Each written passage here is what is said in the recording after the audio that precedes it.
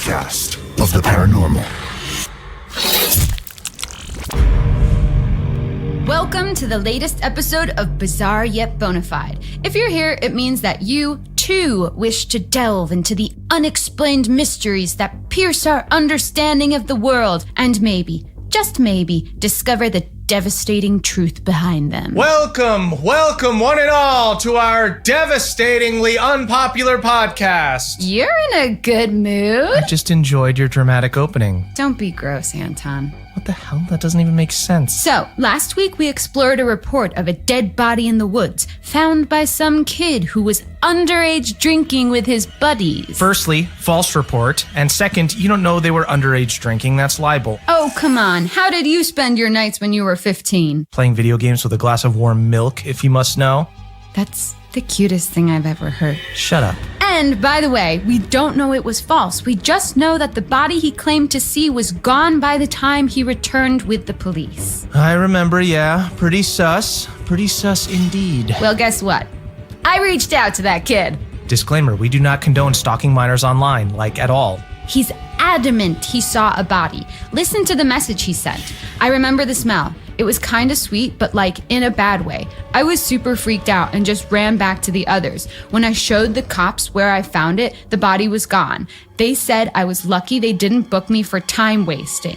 It got me real worried because my girlfriend's going to summer camp around the same area, and if there's something killing people out there, I don't think she should go. Do I need to remind you of the boy who cried wolf? Notice the way he phrased it. Something out there. And I'm not talking wolves, I'm talking cryptids. Okay, here we go. Yes, cryptids. Creatures of the deep, menaces of the wild. Basically, animals that don't exist within the realms of what we know to be real.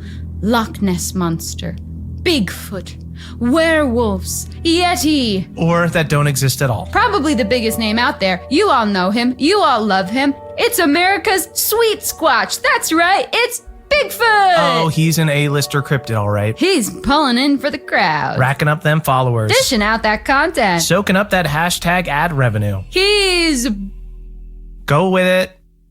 big. What? Oh. That's it?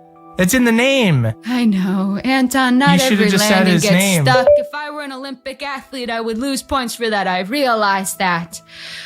Okay, Anton, stop getting distracted. How can I keep you safe from this magnificent beast if you don't have all the facts? How about I just stay out of the woods? Time to learn about Bigfoot, or Bigus footus, as they say in Latin. Absolutely, they do not. Here, read this.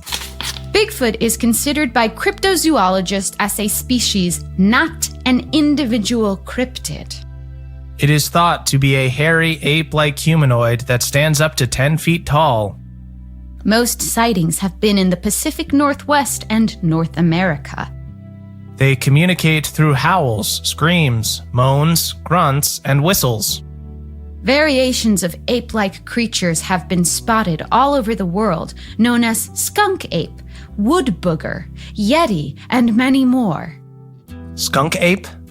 Skunk ape? That's unnecessary. Imagine just going about your business thinking your name's Gerald or Steve just to find out the world's calling you skunk ape. No wonder he's attacking people. I'd be pissed too. That's assuming he understands English. Like skunk ape in Sasquatch language might be like... Do that again? Surprisingly close. I was impressed too. Okay, what's his weakness? How do I kill a Bigfoot if it ever comes to blows? Protect me, Grace. You should never kill a Bigfoot. They have feelings and families and hopes and dreams. Also, I'm not sure there are specific ways like a crucifix on a vampire or silver and wolfsbane on a werewolf. I think you're bearing the lead here. If there was a body, which there wasn't, it's way more likely it was the work of some machete-mad serial killer or something.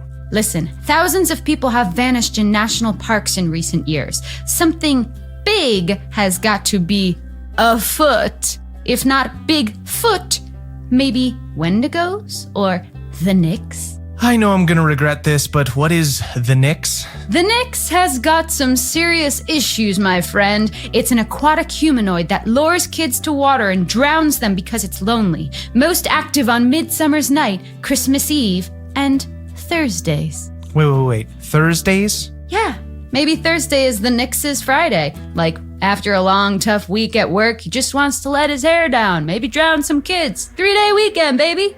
Okay, so the Nix is not someone you'd want to go for a beer with. Yeah, I'd say, even as a single girl, I wouldn't go for a drink with the Nix. But Bigfoot, I mean, what the hell? Yeah. I mean, of course, yes. I would, yeah, with Bigfoot, course? yeah. Of course, you date Bigfoot, even though you suspect him to be... I mean, he's tall, which, like, really ticks the box for me. That's huge. Also, like, how fun would it be to have, like, a boyfriend that you could call Wood Booger?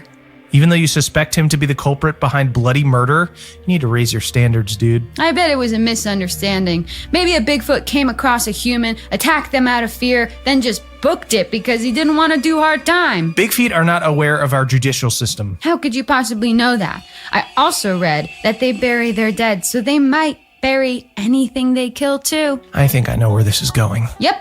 The missing body in the woods. What if it didn't disappear? What if it was buried by Bigfoot? You've got to think outside the box here. And by the way, there's loads of other evidence of Bigfoot too. Get this. Miners, and we're not talking about the one that I DM, in the 1900s reported being attacked by ape men. And in the same year, a U.S. citizen was kidnapped by a family of Bigfoot for 6 days. Plus, a man in Georgia claims to have smelled a Bigfoot. Okay, so Bigfoot smells like shit and you still want to date him. The real issue is whether he'd want to date me, if I'm being honest. I'm not his type. It's a known fact that big feet are actually sexually attracted to cows. No way, I'm shutting this down. Bigfoot being sexually attracted to cows is where I draw the line. If only I could look like a cow and get a Bigfoot. Nope. Oh, how about this? Maybe a Bigfoot romanced a cow, and that's how the sheep squatch was born. The what? The sheep squatch. It's another cryptid. White fur, big teeth, curly horns. In what world do you expect me to believe in a sheep squatch? How bad would you feel if you met a sheep squatch one day and it said, "You didn't believe in me? All this time I believed in you." So are they killing people in the woods too? Maybe this poor person the kid saw came across a sheep squatch and thought it was just a sheep. But really it was a squatch. A squatch in sheep's clothing. Well, regardless of your crackpot theories, I now need to go away and forget I ever heard Bigfoot, romanced, and sheep squatch in the same sentence. Which is probably a good place to leave it for today. By the way, I'm saying hell no on the cryptid thing. Or the body at all for that matter. I still think this kid was lying, probably to impress his friends. Well, I've got an idea. Oh no. He said it was a woman, right? I'm gonna run a check on all missing females from upstate New York around the date this kid said he saw the body. Finally, some real-life investigation. Now we're talking. Thanks for joining us, friends. See you next time. Yeah, and if you got this far, we definitely owe you 7 minutes of your life back. Oh, things you say to all girls you meet. Seriously?